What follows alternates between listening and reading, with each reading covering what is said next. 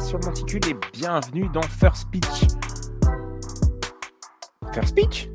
Le calendrier de la vente First Pitch.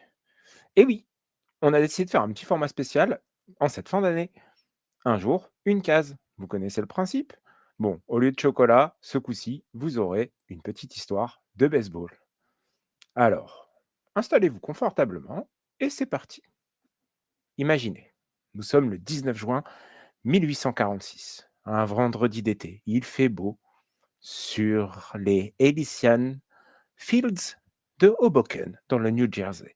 Un parc verdoyant, élégant, une vue bucolique. Oui, cette vue, sur New York. Mais attention, hein, pas le New York des buildings. Hein. Tout au plus, c'est quelques bâtiments dans un cadrage que l'on connaît bien. Vous savez, ces rues à angle droit et traversées par Broadway. Au plus, c'est quelques églises qui s'élèvent dans la skyline de 1846, juste de l'autre côté de l'Hudson River. Bon, alors, vous me direz, qu'est-ce qu'on fait là?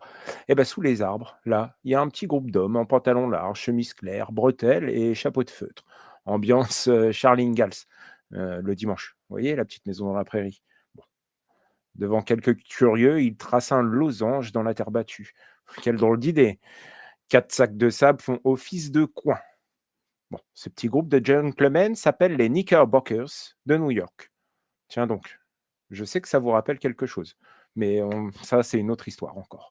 Bref, face à eux, une équipe voisine du New Jersey, les New York Nine, comme on les surnomme parfois. Et c'est un certain Alexander Cartwright qui a codifié tout ça. Le jeu démarre. Le lanceur avance, lance la balle sous son bras et pop! Le son sec, net, d'une balle frappée par un morceau de frêne.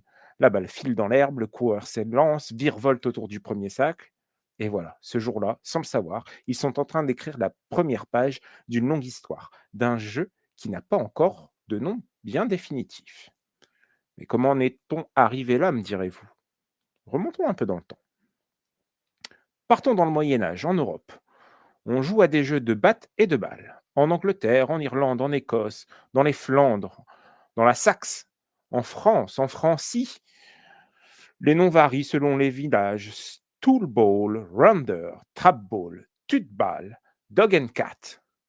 Les règles changent d'un clocher à l'autre, mais l'idée reste la même. On frappe une balle, on court vers un refuge, un endroit safe, une base, et tant qu'on y est, on est en sécurité. Et pour frapper, on utilise tout ce qu'on trouve sous la main. Un manche à balai, un tesson de bois, une branche un peu droite et même des haches. Allez, bref, tout ce qui ressemble de près ou de loin à ce qu'on appelle aujourd'hui une batte et qui peut envoyer la balle loin. Les peuples européens ont inventé ce qu'on appelle aujourd'hui les bat and ball games. Mais bon, au Moyen Âge, c'est le bordel. Chacun ses règles et chacun dans son coin. Mais l'idée est là, on a quelque chose. Faisons désormais un saut dans le temps. Chut, direction le XVIIe siècle, et un petit bateau qui quitte l'Europe. Il s'appelle le Mayflower. Il arrive avec à son bord 102 passagers, dont 35 puritains anglais, et des familles catholiques venues des Flandres, quelques Anglais, bref, les premiers colons. Une colonie s'installe dans le Massachusetts, près de Cape Cod. C'est le début. Puis doucement arrivent dans leur sillage des Irlandais, des Allemands, des Scandinaves, bref, toute l'Europe miséreuse veut s'installer dans ce nouveau monde. Ces gens-là n'ont pas seulement emporté des bibles et des outils, quand ils en avaient, oui, parce que ces fameux 35 puritains du Mayflower, eux, ils étaient venus qu'avec des bibles. On y reviendra. Enfin, pour passer le temps, ils ont aussi apporté leur jeu, aussi rudimentaire que possible, parce que oui, les places coûtent cher dans les bateaux. Alors, pas question de prendre tous vos boîtes de jeux. Il fallait prendre quelque chose de réplicable un peu partout. Et voilà, comme l'Amérique elle-même, ces jeux vont se mélanger, s'adapter, se transformer. Dans les colonies, chacun joue un peu comme au pays. Un runder irlandais ici, un stootball flamand autour d'une église, une variante allemande dans un champ. Bref, tout le monde joue. L'Amérique n'est pas encore un pays, mais n'a pas encore de pays. Pas de sport non plus. Mais on a les prémices d'une nation. et sans doute les prémices d'un sport. Bon, vous allez me dire: «C'est bien beau ton histoire, mais pour le moment, ça change pas trop d'avant». Et attendez, j'y arrive. De nouveau, saut dans le temps et on arrive au 19e siècle. L'Amérique grandit, les villes s'étendent, les communautés se mélangent et l'idée d'un pays uni émerge peu à peu. Et oui, rappelez-vous ces colons, ils avaient posé des règles déjà. Et Abraham Lincoln, plus tard, donnera un sens à toute cette unité. Oui, il fera de Thanksgiving une fête nationale, en mémoire d'un repas partagé entre les colons du Mayflower et les peuples autochtones, qui chacun unissèrent leurs forces pour survivre dans cet hiver rugueux, enfin dans ces hivers rugueux. Bref, c'est un symbole très fort de l'union entre les cultures différentes, de ces peuples qui font l'Amérique. Cette unification, ce melting pot, cette volonté de se rassembler. Le baseball va la vivre exactement de la même manière. Revenons à New York, 1840. Des clubs de gentlemen se réunissent. Ils discutent, ils échangent. Et ils décident qu'il faut ordonner ces dizaines de variantes venues d'Europe, uniformiser ces jeux, fixer des règles communes, faire de ce patchwork un seul sport.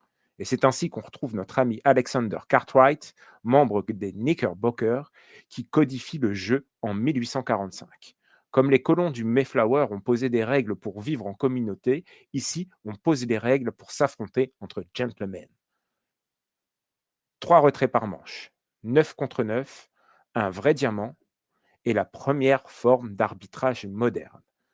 Alors oui, si l'on appelle le baseball American Pastime, ce n'est pas seulement parce que des générations entières ont joué à ce sport dans leur jardin, c'est parce que le baseball raconte la construction d'un pays, un sport né de peuples venus d'ailleurs, harmonisé par un effort commun, bâti sur une idée forte, créer l'unité à partir de la diversité. Le baseball n'est pas né d'un seul homme, pas d'un génie isolé à Copperstone. Hashtag Nesmith. Il est né de peuples, de transmission, de transformation, de compromis, comme les États-Unis. Voilà comment, sur ces Elysian Fields de Hoboken, en 1846, en traçant un simple losange dans la terre, en posant 4 sacs de sable, des hommes ont donné naissance à un sport qui allait devenir bien plus qu'un jeu. Et 10 ans à peine passent. Et force est de constater que c'est un véritable engouement qui s'empare de la région de New York. En 1857, un journal parle déjà de National Pastime, de ce National Game, qui unit les foules autant qu'il structure les clubs. Toujours en 1856, 16 clubs de New York et des environs décident d'aller encore plus loin. Ils fondent la première instance dirigeante de l'histoire du sport, la National Association of Baseball Players. Pour la première fois, un organisme officiel régit les règles, fixe les distances, établit un cadre commun. L'unification est totale. Le baseball n'est plus seulement un jeu populaire, il devient un véritable sport, le sport de la jeune nation américaine. C'est tout pour cette case du jour. J'espère que ça vous a plu. Pour le coup, joyeux Noël. On se retrouve très vite pour la prochaine case.